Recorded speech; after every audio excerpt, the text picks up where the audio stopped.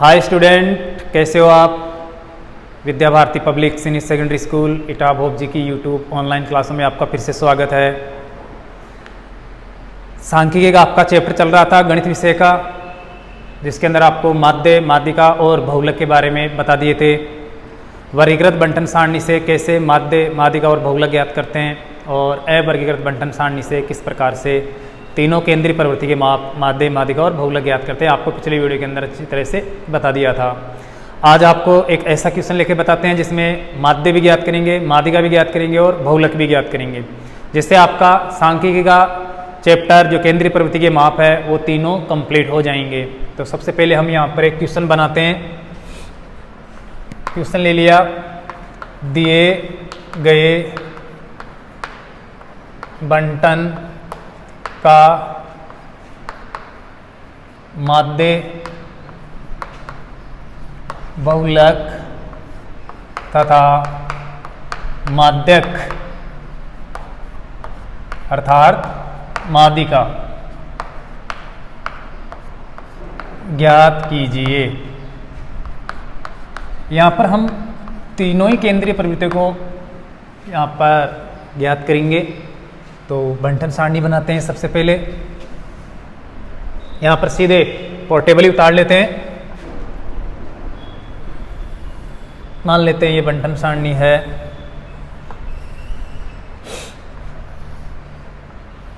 वर्ग और ये इसकी फ्रीक्वेंसी। वर्ग ले लेते हैं 118 से 126, 127 से 135, 136 से 144, 145 से 153, 154 से 162, 163 से 171, 172 से 180। यहाँ पर टोटल काम में ले लेंगे। ये वर्ग है आपका, सतत नहीं है। इसकी फ्रीक्वेंसी है, मान लेते हैं 3, 5, 9, 12, 5, 4 और 2। NCERT की जो बुक है उसका एक क्वेश्चन है 15.3 का है शायद, तो आप वहाँ से इसको देख सकते हो। आपकी नास्तान माध्यमिक शिक्षा बोर्ड की पाठ्य पुस्तक के अंदर भी आपको मिल जाएगा ये क्वेश्चन। देखो, सबसे पहले हमें इसका माध्य ज्ञात करना है, समांतर माध्य ज्ञात करना है। तो समांतर माध्य ज्ञात करने के लिए मैंने आपको 3 विधियाँ बताई थी, सामान्य विधि, कल्पित विधि और कल्पित विधि में ही थी पग विचलन विधि। तो सामान्य विधि से मैं आपको माध्य ज्ञात करके यहाँ पर बता देता हूँ, क्योंकि नॉर्मल बारंबारताएं हैं और सामान्य वर्ग है। और पीछे कल्पित विधि से और पग विचलन विधि से कैसे माध्य ज्ञात करते हैं ये आपको पहले ऑलरेडी भी मैंने बता दिया था। देखो, यहाँ पर माध्य हमें ज्ञात करना है तो उसके लिए सबसे पहले मध्य मान निकालना पड़ेगा। अगर ये वर्ग वर्गीकृत आता है तो इसका मध्य मान निकालना पड़ेगा। वर्ग चाहे से सतत हो चाहे से न हो, माध्य निकालने के लिए सतत असतत से कोई मतलब नहीं है। हमें वर्ग का मध्य मान निकालना है और फिर इनको बारंबारताओं से गुणा करके योग करके बारंबारताओं के योग का भाग देना है। तो यहाँ पर हम मध्य मान ज्ञात करते हैं। मध्य मान ज्ञात करने के लिए आपको सावधानी से वर्ग की उस सीमा और निम्न सीमा को जोड़कर 2 का भाग देना है, जिससे बीच वाला मान आ जाएगा। यहाँ पर 126 और 118 को हम जोड़ेंगे तो ये हो जाएगा 8 और 6 14, 2 और 2 4 और ये 2 244 हो जाएगा। दोनों को जोड़ेंगे तो 8 से 14 4, 2 और 1 3 और 1 4 और 1 और 1 2। इसका हमें आधा करना है, इसके अंदर 2 का भाग देना है। तो 2 एकम 2, 2 दूने 4, 2 दूने 4, 122 हो जाएगा। उस सीमा को निम्न सीमा को जोड़ के 2 का भाग दिया तो मध्य मान आ गया। इसे वर्ग चिन्ह भी कहते हैं। आगे देखो, 7 और 5 12 का 2 और 3 और 3 6, 1 और 1 2, ये 262 है। 262 का मध्यमान निकालेंगे, 2 का भाग देंगे तो 2 एकम 2, 2 तिये 6 और फिर से 2 एकम 2। तो इस प्रकार से उच्च सीमा को और निम्न सीमा को जोड़कर 2 का भाग दे देंगे। आगे है 136 और 144, जोड़ते हैं तो 6 और 4 10, 0 हासिल की 1, 4 और 4 8 और ये 2, 280 हो जाएगा। 280 के अंदर में 2 का भाग देना है तो 2 एकम 2, 2 चौके 8 और ये बच गया 0, 140। इसी प्रकार से अगले वर्ग के अंदर हम दोनों सीमाओं को जोड़ेंगे, 5 और 3 8, 5 और 4 9, 1 और 1 2, 298 हो गया। 298 का आधा करेंगे तो 2 एकम 2, 2 चौके 8 बचेगा 1 तो 18 हो जाएंगे, 2 नाम 18 हो गया, 149। 5 और 3 8, 5 और 4 9 और 2, इसका आधा करेंगे तो 2 एकम 2, 2 चौके 8, 2 नाम 18। आगे देखो 4 और 2 6, इस वर्ग की दोनों सीमाओं को जोड़कर 2 का भाग देंगे तो 4 और 2 6, 6 और 5 11 का 1 2 और 1 3, 316। इसका मध्य मान निकालना है, 2 का भाग देंगे, 2 एकम 2, 1 बचेगा 11 हो जाएंगे, 11 में 2 पंजे 10, 1 बचेगा 16 हो जाएंगे, 2 अंटे 16। तो इस प्रकार से 2 का भाग दे दिया। आगे देखिए दोनों सीमाओं को जोड़ के 2 का भाग देंगे, उस सीमा और निम्न सीमा को, तो 3 और 1 4, 7 और 6 13, 3 और 2 और 1 3, 334 होगा। इसका मध्य मान निकालेंगे, इसमें 2 का भाग देंगे हम, 2 से डिवाइड करेंगे तो 2 एकम 2, 1 बचेगा 13 हो जाएंगे, 2 छिके 12, 1 बचेगा तो 14 हो जाएंगे, 14 में 2 का भाग देंगे तो 2 7 14, 167 आ जाएगा। इसी प्रकार आगे है 180 और 172, तो 0 और 2 2, 8 और 7 15, 5 हासिल की 1 2 और 1 3, 352। 352 का आधा करेंगे तो 2 एकम 2, 1 बचेगा 15 हो जाएंगे, 2 7 14, 1 बचेगा 12 हो जाएंगे, 2 छिके 12। ये इस प्रकार से हमने मध्य मान निकाल लिया। अब अगर हम चाहे तो कल्पित विधि का प्रयोग करते हो मेरे हिसाब से ठीक रहेगा, क्योंकि आंकड़े बड़े हो गए, गुणा करने में दिक्कत हो सकती है। तो अगर आप कल्पित विधि का प्रयोग करते हो तो इनमें से किसी एक को आप कल्पित माध्य मान लो। ये जो मध्य मान निकाले इनमें से किसी भी एक मान को आप क्या कर लो, कल्पित माध्य मान लो, और उसके अनुसार आपको प्रक्रिया बताई है। तो कल्पित विधि से कर लेता हूं मैं। माना कल्पित माध्य, अगर आप सामान्य विधि से माध्य निकाल रहे हो तो आपको डायरेक्टली क्या करना है, इन मध्य मानों को बारंबारताओं से गुणा करना है। गुणा कर लोगे, उनको जोड़कर बारंबारताओं के योग का भाग देना है।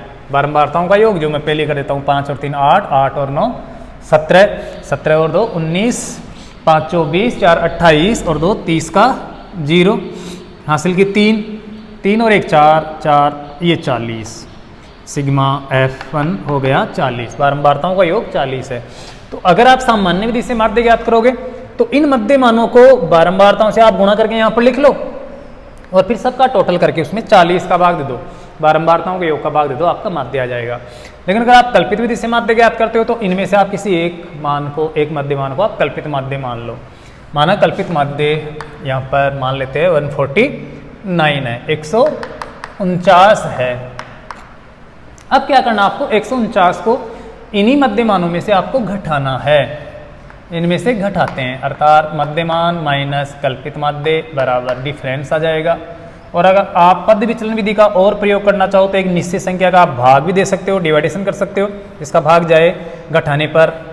तो यहाँ पर हम 122 में 149 घटाएंगे तो 149 बड़ा है, माइनस का है, उसमें से 122 घटाएंगे। 9 में से 2 गया तो 7, 4 में 2 गया तो 2 और 1 में 1 गया तो 0, और ये माइनस का, इसलिए माइनस का।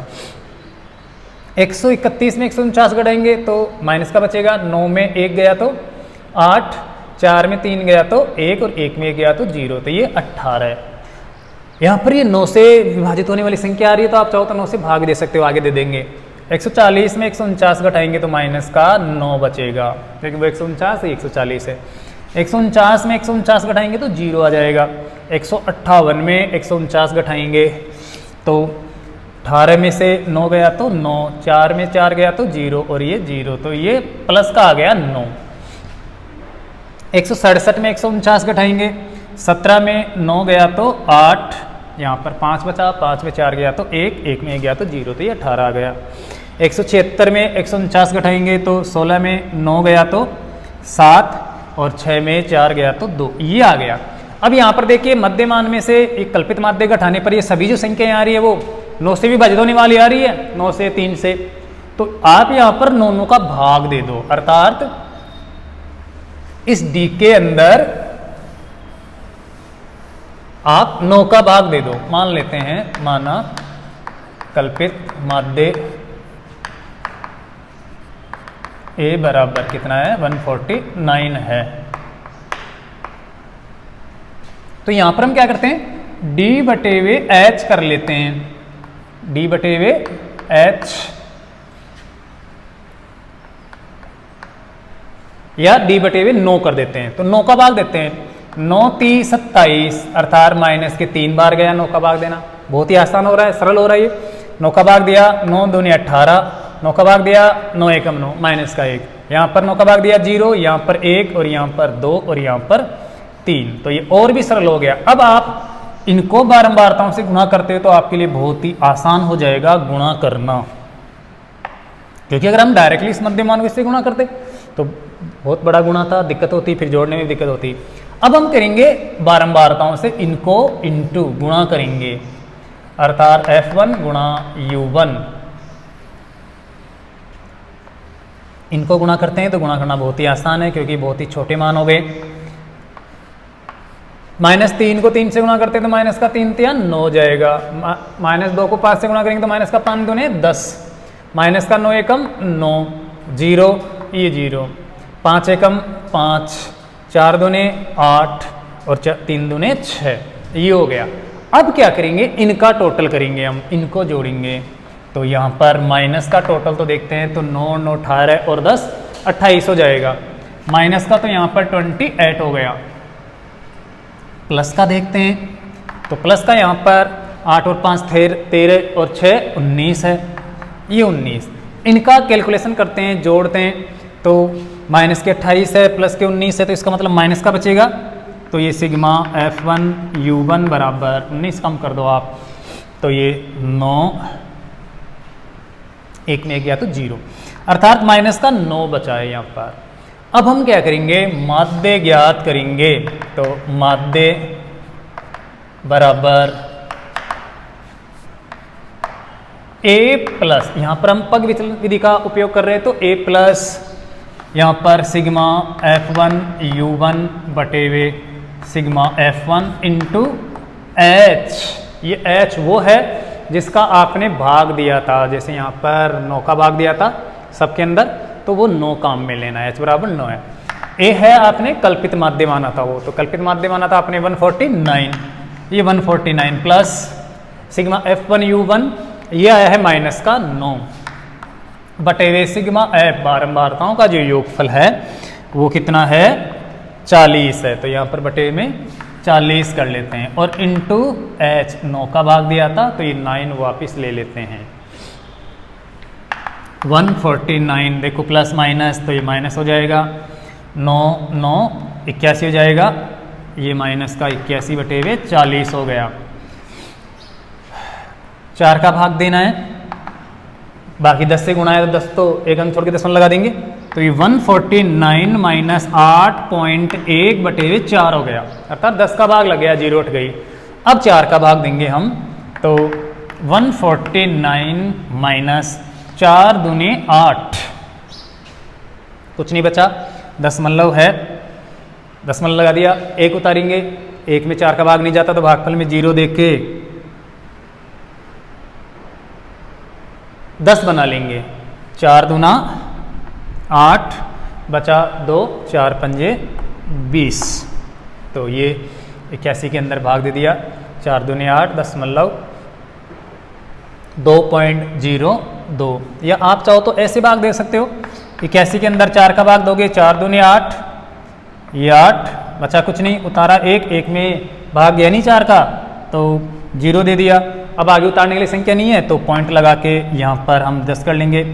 4 दूना 8 और 8 2 बचेगा 20 हो जाएगा, 4 पंजे 20। लेकिन एक अंक छोड़ के दशमलव भी लगाना है क्योंकि ये दशमलव पहले से तो 2.025 आ जाएगा।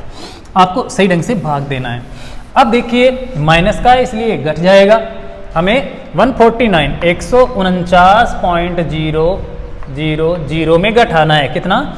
2.025। ये कम कर देते हैं क्योंकि ये माइनस का है। 10 में 5 गया तो 5 बच जाएगा, 9 में 2 गया तो 7 बच जाएगा, 9 में 0 गया तो 9। यहाँ पर एक उधार दे दी थी तो ये 8 और यहाँ पर 4 और ये 1 तो ये 148 क्या 9 में 2 गया तो 7, 147.975 आ जाएगा आपका माध्य। इस प्रकार से आप ये माध्य बहुत ही आसानी से ज्ञात कर सकते हो। ये पग विचलन विधि है। अगर यहाँ पर h का भाग नहीं देते हैं, हम 9 का भाग नहीं देते हैं तो यहाँ पर h भी काम में नहीं लेंगे तो ये कल्पित विधि हो जाएगी।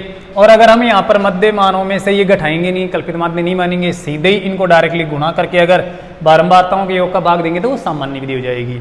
हो सकता है यहाँ पर गुणा में या भाग में कोई मिस्टेक हो जाए तो आंसर अलग भी आ सकता है, लेकिन आपको जो मैंने बताया उसी तरीके से आपको इसको हल करना है। तो ये तो था आपके सांख्यिकी के अंदर समांतर माध्य ज्ञात करने का सिस्टम कि किस प्रकार से हम समांतर माध्य ज्ञात करते हैं एक वर्गीकृत बंटन सारणी का। अब हम इसका ज्ञात करेंगे बहुलक। तो बहुलक ज्ञात करने के लिए आपको पता है कि कुछ भी नहीं करना पड़ता, सीधे डायरेक्टली हम सबसे बड़ी बारंबारता को देखते हैं और उसी से बहुलक वर्ग का पता कर लेते हैं। तो आप इसको एक बार और चेक कर लेना माध्य को। मिटा देता हूं मैं इसको। देखो बहुलक के लिए हमें यहाँ पर सबसे बड़ी बारंबारता देखनी है। सबसे बड़ी बारंबारताओं में देखो 12 है और ये किस वर्ग से संबंधित है, वही बहुलक वर्ग हो जाएगा।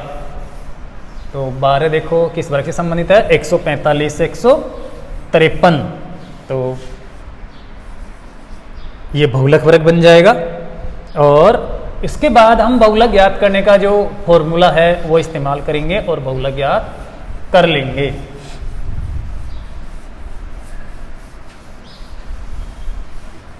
यहाँ पर सर्वाधिक जो बारंबारता है वो 12 है। इस 12 को वाले वर्ग को हम इस प्रकार से हाईलाइट कर देंगे और इधर बहुलक वर्ग लिख देंगे हम। ये बहुलक वर्ग है। और उसके बाद हम बहुलक ज्ञात करने का फॉर्मूला इस्तेमाल करेंगे। यहाँ पर आपको लिख देना है कि सर्वाधिक बारंबारता 12 है, जो वर्ग 145 से 153 से संबंधित है, इसलिए बहुलक वर्ग 145 से 153। उसके बाद बहुलक ज्ञात करने का जो फॉर्मूला है वो आपको काम में लेना है। बहुलक बराबर L plus कोष्टक F1 minus F0 बटे 2F1 minus F0 minus F2 और इंटू H। इससे हम बहुलक ज्ञात कर लेंगे। L बराबर है बहुलक वर्ग की निम्न सीमा, जो यहाँ पर है इस बहुलक वर्ग की निम्न सीमा है 145 145 और F1 है बहुलक वर्ग की बारंबारता, बहुलक वर्ग की फ्रीक्वेंसी। तो ये बहुलक वर्ग की बारंबारता जो यहाँ पर है, सबसे बड़ी बारंबारता कितनी है 12, ये 12 है। उसके बाद चलते हैं तो F0 है बहुलक वर्ग से ठीक पूर्व वाली, ठीक पूर्व की बारंबारता, पूर्व की बारंबारता। और वो यहाँ पर पूर्व की बारंबारता है कितनी 9, तो ये 9 हो गई। उसके बाद आता है F2, ये F1 और F0 तो वही है जो ऊपर वाले F2 है बहुलक वर्ग से ठीक बाद की बारंबारता, बहुलक वर्ग से ठीक बाद वाली बारंबारता, बाद की फ्रीक्वेंसी। तो ये बाद वाली बारंबारता जो यहाँ पर है बहुलक वर्ग से ठीक बाद की बारंबारता 5 है। और उसके बाद है H है बहुलक वर्ग का अंतराल, बहुलक वर्ग का अंतराल। बहुलक वर्ग का अंतर देखो यहाँ पर 153 में 145 घटा लो आप 13 में 5 गया तो 8 और 0, तो ये 8 का अंतर है, तो ये बहुलक वर्ग का अंतराल हो गया 8। उसके बाद हम बहुलक ज्ञात करेंगे, तो मान रख देंगे यहाँ पर बहुलक बराबर L है 145 प्लस F1 है फ्रीक्वेंसी है 12 माइनस F0 ऊपर वाली 9, 2 इंटू F1 माइनस F0 ऐसे कैसे 12 और ये 9 माइनस F2 है 5 और इंटू H है 8। यहाँ पर देखिए 145 प्लस 12 में से 9 घटाएंगे तो 3 बच जाएगा और 3 गुणा 8 है, ये 8 बटे में यहाँ पर देखिए 12 को आपको 2 से गुणा करना है तो 12 दूना 24 हो जाएगा क्योंकि पहले गुणा होगा, और माइनस का 9 और माइनस का 5 मिलकर माइनस का 14 हो जाएगा, ये एक जगह हो जाएगा तो माइनस का ये 14। और इस प्रकार से 145 प्लस 8 इंटू 3 24 8 24 बटे में 24 में 14 घटाओगे तो 10 बच जाएगा, 10 बच जाएगा। और 10 का भाग देना बहुत ही आसान है, 145 प्लस 10 का भाग दिया तो ये 2.4 आ गया, अर्थात 2.4 जोड़ेंगे तो 147.4 आ जाएगा आपका बहुलक, जो बहुत ही आसान है। तो बहुलक के लिए सिर्फ आपको ये फॉर्मूला याद करना है अच्छे से, फिर आप वर्गीकृत बंटन सारणी का बहुलक ज्ञात कर सकते हो। अगर यहाँ पर केवल मात्र एक की संख्या आती है तो आपको फिर बहुलक में ये फॉर्मूला लगाने की आवश्यकता ही नहीं है, सीधे ही आपका यहाँ पर जो मान होगा वर्ग में वो ही बहुलक हो जाएगा, अर्थात जिस वर्ग की सबसे बड़ी बारंबारता है वो वर्ग ही बहुलक है। अगर बटा हुआ है तो इस फॉर्मूले से निकाल लेंगे, और अगर अवर्गीकृत है तो सीधे ही वो आंसर बता दिया जाएगा। अब हम ज्ञात करेंगे माध्यिका, माध्यक, ये इंपॉर्टेंट है, इसको बताते हैं। तो इसी बंटन सारणी से हम माध्यक माध्यिका आपको और बताते हैं।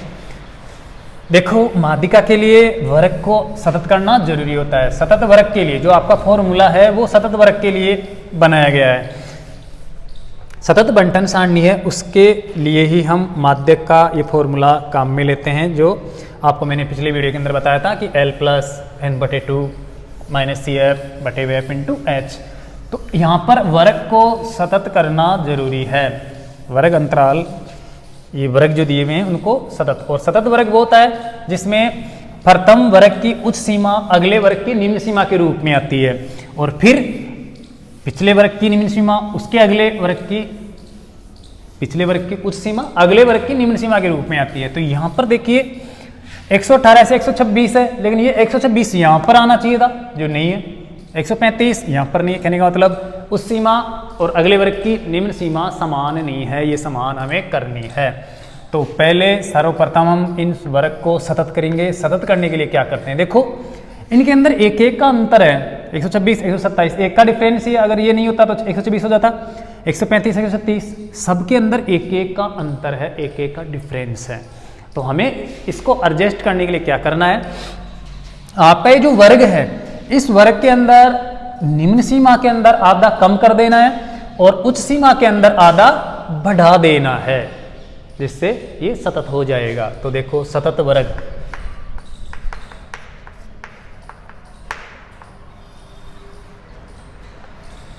उच्च सीमा को आधा बढ़ा देना है और निम्न सीमा को आधा कम कर देना, जिससे एक का जो डिफरेंस है वो एडजस्ट हो जाएगा।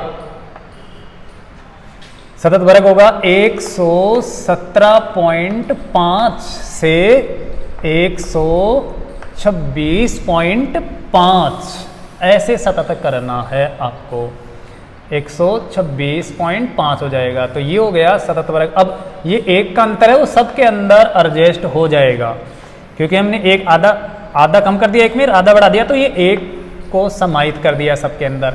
अब इसको नीचे ले लेंगे हम, इसी को उसी प्रकार से आधा कम कर देंगे, आधा बढ़ा देंगे, तो ये आधा कम करेंगे 127 का, तो वही सीमा आ जाएगी 126.5, और इसको आधा बढ़ाएंगे तो ये हो जाएगा 135.5। अब देखो इसको आधा कम करेंगे 136 को, तो ये 135.5 हो जाएगा, तो 135.5 और इसको कर देंगे 144.5, आधा बढ़ा देंगे। इसी प्रकार से इसको आधा कम करते हैं तो 144.5, वही ऊपरी सीमा यहाँ पर निम्न सीमा के रूप में आ जाएगी, और इससे 153 कर देंगे, 153.5 कर देंगे। इस प्रकार से इसको आधा कम करेंगे तो वही 153.5 आ जाएगा यहाँ पर, तो ये 153.5 और इधर 162 को आधा बढ़ाते हैं तो 162.5 हो जाएगा। 163 को आधा कम करेंगे तो 162.5 आएगा, तो ये 162.5 और इसको आधा बढ़ाएंगे तो 171.5 बन जाएगा।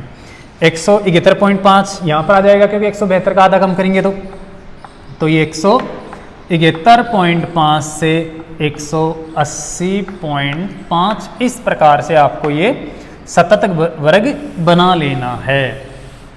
तो ऐसे वर्ग को सतत करके माध्यक निकाला जाता है। अब हम क्या करेंगे, माध्यक के लिए वही क्या करेंगे, CF बनाएंगे, संचयी बारंबारता बनाएंगे। तो यहाँ पर आप चाहो तो सतत वर्ग बनाकर दोबारा से आप फ्रीक्वेंसी लिख सकते हो और फिर आप CF बना सकते हो। अगर आपको कोई दिक्कत हो तो मैं वहाँ पर फिर से इस फ्रीक्वेंसी को लिख देता हूँ। 3, 5, 9, 12, 5 और 4 और 2 ये फ्रीक्वेंसी आ गई। अब आपका ये जो वर्ग है यहाँ पर इस पिछले वाले वर्ग से कोई मतलब नहीं है बंटन सारणी से। अब आपका जो क्वेश्चन है वो यहाँ से स्टार्ट हो गया, ये है आपका क्वेश्चन, अर्थात ये आपका वर्ग है और ये इसकी फ्रीक्वेंसियाँ है। इससे कोई मतलब नहीं है क्योंकि ये तो असतत वर्ग था। इस असतत वर्ग बंटन सारणी को हमने सतत वर्ग वाली बंटन सारणी में कन्वर्ट कर लिया। तो आपका क्वेश्चन यही है, अर्थात ये आपका वर्ग है, मान लो ये x है और ये f है, ये फ्रीक्वेंसी है। तो अब हमें इससे मतलब है क्योंकि इन बारंबारताओं को भी यहाँ पर लिख दिया, इस पीछे वाले को छोड़ देते हैं क्योंकि ये असतत वर्ग था तो इसको इधर से रहने देते हैं। और अब इस क्वेश्चन को हल करना बहुत ही आसान है, जैसे आप माध्यिका निकालते हो उसी प्रकार से। तो देखिए आपके पास ये क्वेश्चन है, वर्ग है 117.5 से 126.5, 126.5 से 135.5, 135.5 से 144.5, 144.5 से 153.5, 153.5 नीचे आ रहा है से 162.5 और 162.5 से 171.5, 171.5 से हो गया 180.5। तो ये सतत वर्ग हो गया। इनकी फ्रीक्वेंसी वही है 3, 5, 9, 12, 5, 4 और 2। हमें इसका माध्यक ज्ञात करना है। माध्यक ज्ञात करने के लिए, माध्यिका ज्ञात करने के लिए सबसे पहले संचयी बारंबारता बनाई जाती है। तो आपको CF बनाना है, कलेक्शन ऑफ फ्रीक्वेंसी यहाँ पर करनी है। तो ये CF बनाते हैं। संचयी बारंबारता क्या होती है, इन बारंबारताओं का उत्तरोत्तर बढ़ता हुआ योग होता है, अर्थात इन बारंबारताओं को हम जोड़ते जाते हैं इन्हीं को। जैसे प्रारंभ में हम 3 लेंगे तो 3 आपके पास 3 हो जाएंगे, अर्थात टोटल 3 है तो 3 ही रहेगा। लेकिन इस 3 के अंदर जो आपने 3 किया है उसके अंदर अगले वाली बारंबारता जोड़ेंगे, 5 जोड़ेंगे तो 3 और 5 8 हो जाएगा। 8 के अंदर ये 9 जोड़ेंगे तो 8 और 9 17 हो जाएगा। 17 के अंदर हम 12 जोड़ेंगे तो ये 29 हो जाएगा। 29 में 5 जोड़ेंगे तो 29 और 5 34 हो जाएगा। 34 में 4 जोड़ेंगे तो ये 38 हो जाएगा। 38 में 2 जोड़ा तो 40, अर्थात बारंबारताओं का जो कुल टोटल है वो 40 है। ये 40 आ गया, अर्थात ये टोटल n हो गया, अर्थात इसे n से व्यक्त करते हैं तो n/2 अर्थात 40/2। इस पूरे बारंबारताओं के अंतिम टोटल में आपको 2 का भाग देना है तो ये आ जाएगा 20। आपको इस CF के अंदर संचयी बारंबारताओं में ये 20 देखना है। अगर ये सीधे 20 मिल जाता है तो उससे संबंधित जो वर्ग होगा वो माध्यक वर्ग हो जाएगा।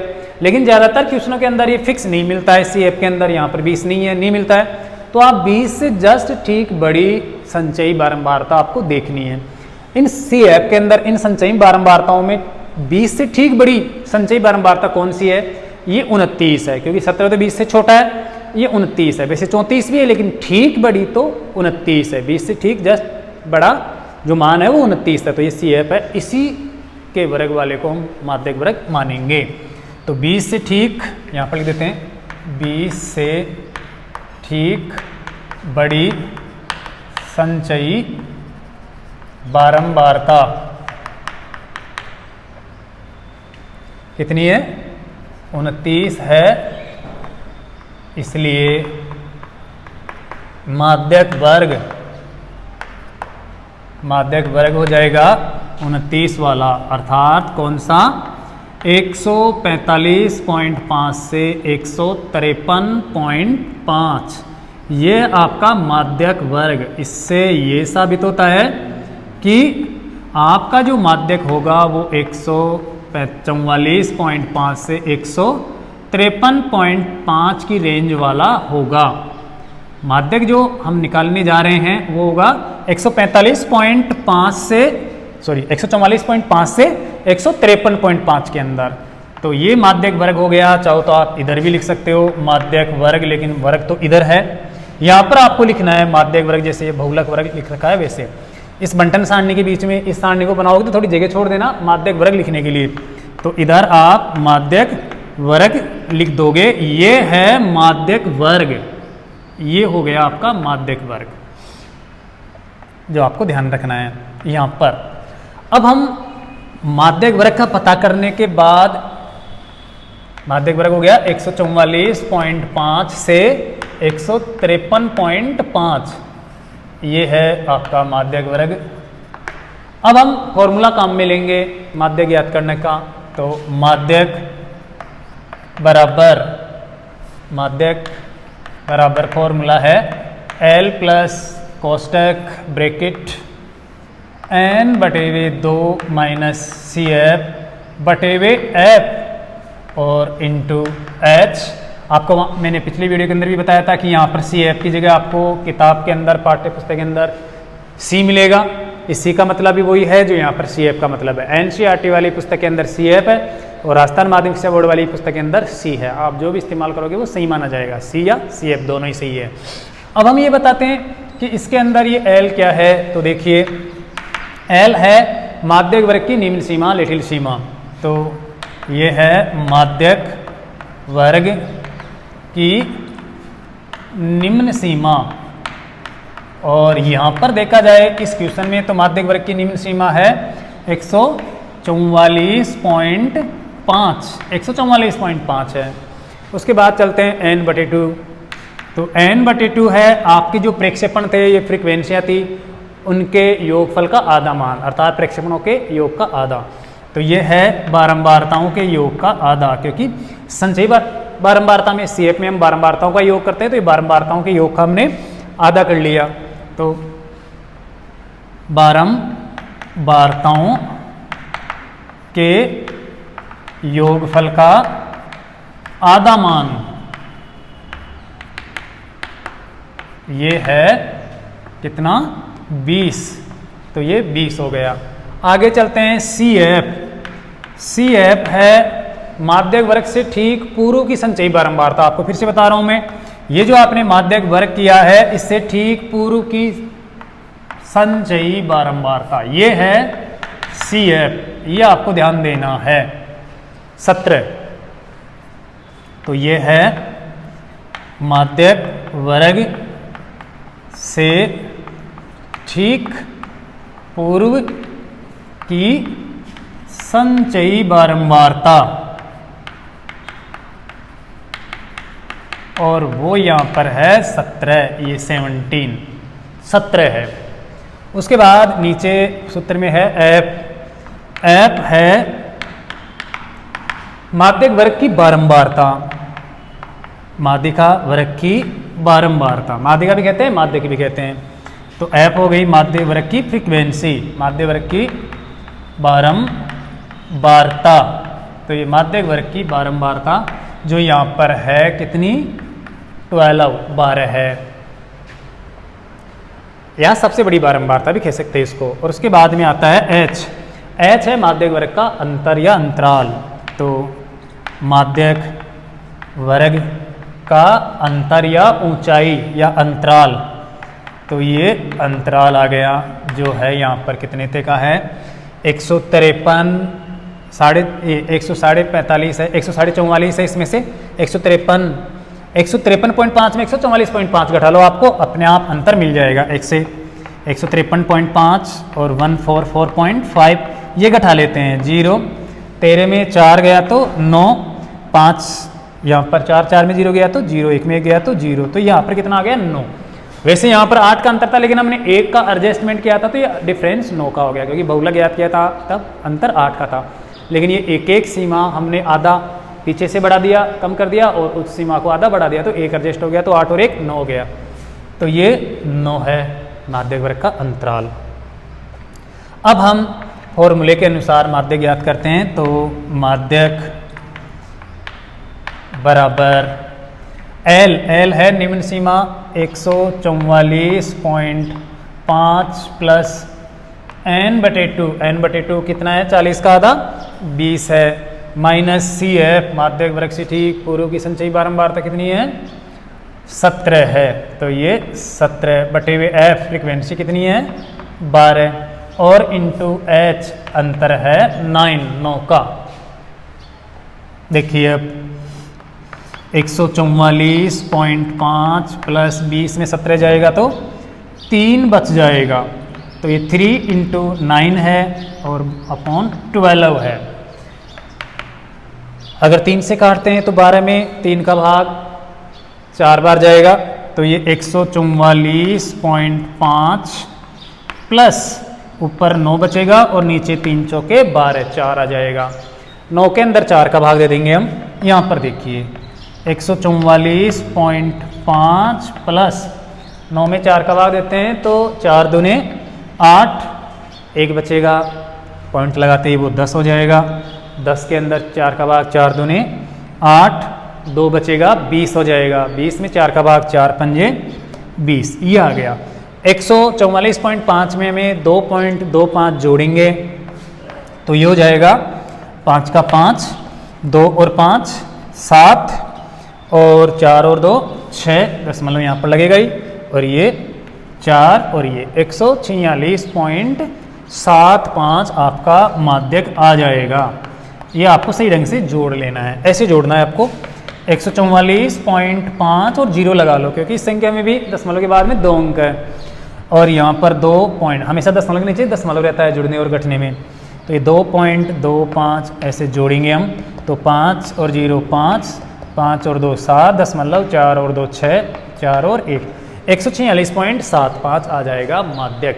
तो इस प्रकार से माध्यक के लिए आपको इस वर्ग को सतत करना जरूरी है। तो हमने सतत वर्ग बनाया, यहाँ पर 1 का डिफरेंस है इसलिए हमने आधा उच्च निम्न सीमा को कम कर दिया और उच्च सीमा को आधा बढ़ा दिया। अगर 2 का डिफरेंस होता तो फिर हम निम्न सीमा को 1 कम कर देते और उच्च सीमा को 1 बढ़ा देते, तो वो 2 के डिफरेंस से सतत वर्ग बन जाता। बाकी अगर अलग ही ऐसा कोई क्वेश्चन दे दिया जाए जिसको सतत नहीं बनाया जा सके तो फिर हम माध्यक नहीं ज्ञात कर सकते, अर्थात उसके लिए ये फॉर्मूला काम में नहीं ले सकते, क्योंकि ये जो फॉर्मूला है वो सतत वर्ग का माध्यक ज्ञात करने के लिए बनाया गया है। तो सतत वर्ग होना जरूरी होता है। तो इस प्रकार से आप माध्यक ज्ञात कर सकते हो। वर्ग को बहुत कम क्वेश्चन आते हैं ऐसे, लेकिन फिर भी अगर कोई क्वेश्चन आपके एग्जाम में आ जाए ऐसा सतत वर्ग वाला तो आप उसको सतत बनाना, क्योंकि वो सतत बनाने वाला क्वेश्चन ही होगा। और उसके बाद आप संचयी बारंबारता बना के n/2 करके माध्यक वर्ग का पता करना, और फिर ये जो वर्गीकृत बंटन सारणी का माध्यक ज्ञात करने का सूत्र है L + n/2 - CF/F × H, इसकी सहायता से आप माध्यक ज्ञात कर सकते हो। L है माध्यक वर्ग की निम्न सीमा, n/2 है बारंबारताओं के योग का आधा मान, CF या C है माध्यक वर्ग से ठीक पूर्व की संचयी बारंबारता, और F है माध्यक वर्ग की बारंबारता, और H है माध्यक वर्ग का अंतराल। तो इस प्रकार से आप माध्यक ज्ञात कर सकते हो। तो आपकी सांख्यिकी के अंदर जो चैप्टर है माध्य, माध्यिका और बहुलक अर्थात तीनों केंद्रीय प्रवृत्ति के माप ज्ञात करने का वो लगभग क्लियर हो गया है। आप अपने हिसाब से पाठ्यपुस्तक के प्रश्नों को हल करोगे तब आपको पता चलेगा कि किसी क्वेश्चन में क्या कैसी दिक्कत आ सकती है, और जब आप हमसे पूछोगे तो हम बताने की कोशिश करेंगे। लेकिन अगर आप अपनी पाठ्यपुस्तक के क्वेश्चनों को देखते ही नहीं हो तो आपको पता नहीं चलेगा कि किस प्रकार के कैसे क्वेश्चन होते हैं। इसलिए हमारी सजेशन यही है कि आप अपनी पाठ्यपुस्तक के सभी क्वेश्चनों को एक बार हल करके देख लो, माध्य, माध्यिका, बहुलक के जितने भी क्वेश्चन हैं वो, क्योंकि ज़्यादातर पाठ्यपुस्तक से संबंधित क्वेश्चन ही आते हैं, और अगर कोई मन से क्वेश्चन बनाया जाएगा तो भी वो इसी प्रकार का इन्हीं के ऊपर आधारित होगा। तो आप इन तीनों केंद्रीय प्रवृत्ति के मापों को अच्छे से तैयार करना, समझना आपके बोर्ड क्लास के लिए बहुत ही महत्वपूर्ण है ये तीनों केंद्रीय प्रवृत्ति के माप, क्योंकि जो पिछला सिलेबस चल रहा था उसके अंदर ये 6 अंक का था, लेकिन अब की बार अगर सिलेबस को कम किया जाता है तो इसका अंक भार थोड़ा बढ़ेगा, इसलिए ये आपके लिए और भी महत्वपूर्ण हो जाता है, इसलिए इसको तैयार करना जरूरी है। अब देखिए सांख्यिकी के अंदर ये जो तीनों केंद्रीय प्रवृत्ति के माप होते हैं इनमें एक संबंध पाया जाता है, एक निश्चित संबंध पाया जाता है, जो है 3 गुणा माध्यक बराबर बहुलक प्लस 2 गुणा माध्य। ये संबंध इनके अंदर पाया जाता है। कहने का मतलब अगर किसी क्वेश्चन के अंदर, किसी बंटन सारणी के अंदर हम माध्यक भी ज्ञात कर ले, बहुलक भी ज्ञात कर ले और समांतर माध्य भी ज्ञात कर ले, तो उनमें 3 गुणा माध्यक, माध्यक को 3 से गुणा करते हैं तो वो मान बराबर होता है बहुलक प्लस माध्य के दुगने से। ये आपको ध्यान रखना है। कभी कभी बहुत सी बार एग्जाम में से पूछ लेता है, 9th क्लास में पूछ लेता है एक अंक का, कि तीनों केंद्रीय प्रवृत्ति के मापों में जो संबंध होता है माध्य, माध्यक व बहुलक में परस्पर संबंध, वो होता है ये, अर्थात 3 गुणा माध्यक बराबर बहुलक प्लस 2 गुणा माध्य। कहने का मतलब हम किसी बंटन सारणी का माध्यक भी ज्ञात कर ले, बहुलक भी ज्ञात कर ले और तीनों में ये संबंध करके देखें कि क्या पाया जाता है, क्या रिलेशन होती है। तो माध्य को अगर 3 गुणा कर लिया जाए और एक पक्ष के अंदर बहुलक प्लस 2 गुणा माध्य रख दिया जाए, उनको अगर जोड़ ले तो 3 गुणा माध्य के बराबर आता है। लेकिन फिर भी आपको ये ध्यान रखना है कि हर प्रकार की बंटन सारणी के अंदर ये संबंध कोई जरूरी नहीं है निश्चित हो ही। अगर आप इसी के अंदर माध्यक को 3 से गुणा कर लोगे, माध्य को 2 से गुणा करके बहुलक में जोड़ दोगे, तो ये निश्चित नहीं है कि दोनों पक्ष बराबर ही हो, क्योंकि तीनों केंद्रीय प्रवृत्ति के जो माप होते हैं वो पूर्णतः सत्य नहीं होते हैं। हम जो भी आंकड़े प्राप्त करते हैं सांख्यिकी के अंदर वो पूर्णतः सत्य नहीं होते हैं। ऐसा नहीं है कि वो 100% सही है, क्योंकि माध्य, माध्यिका और बहुलक ये अनुमानित आंकड़े होते हैं, अनुमान के द्वारा बताए जाते हैं, अर्थात पूर्णतः सत्य नहीं होते हैं, लेकिन फिर भी ये सत्य का प्रतिनिधित्व करते हैं। अर्थात सत्य के, अर्थात सही जो है उसके आसपास इनका आंसर होता है, लेकिन फिर भी 100% सत्य नहीं होते हैं। इसलिए आपको ये नहीं मानना है कि जो भी मान आ रहे हैं वो 100% सत्य है, लेकिन आप जो मान निकालोगे गणना करके, गुणन संक्रिया या जोड़ बाकी से, वो आपका पूर्णतः सत्य होना चाहिए, 100% सही होना चाहिए। अगर आप उसमें मिस्टेक करोगे तो आपको अंक नहीं मिलेंगे। तो आप फिर भी ये ध्यान रखना है कि 3 गुणा माध्यक बराबर बहुलक प्लस 2 गुणा माध्य, ये संबंध पाया जाता है। अगर कोई सामान्य सी बंटन सारणी या सामान्य सा कोई क्वेश्चन है, उसके अगर हम माध्य, माध्यिका और बहुलक ज्ञात करके देखें तो ये संबंध आपको लगभग बराबर के रूप में मिल जाएगा। तो इस प्रकार से आपका ये सांख्यिकी का जो चैप्टर है वो संपन्न होता है, पूर्ण होता है। आपको फिर से कह रहा हूँ कि अगर फिर भी कोई दिक्कत आए किसी क्वेश्चन के अंदर तो आप कमेंट्स करके हमसे पूछ सकते हो। जब भी समय मिलेगा आपको समझाने का, बताने का प्रयास करेंगे।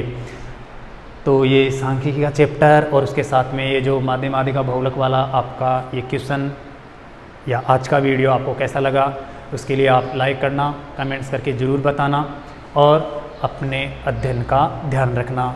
आज के लिए बस इतना ही। कल आपके लिए एक नए चैप्टर की शुरुआत करेंगे, एक नया चैप्टर लेकर आएंगे। तो आज के लिए बस इतना ही। बहुत बहुत धन्यवाद।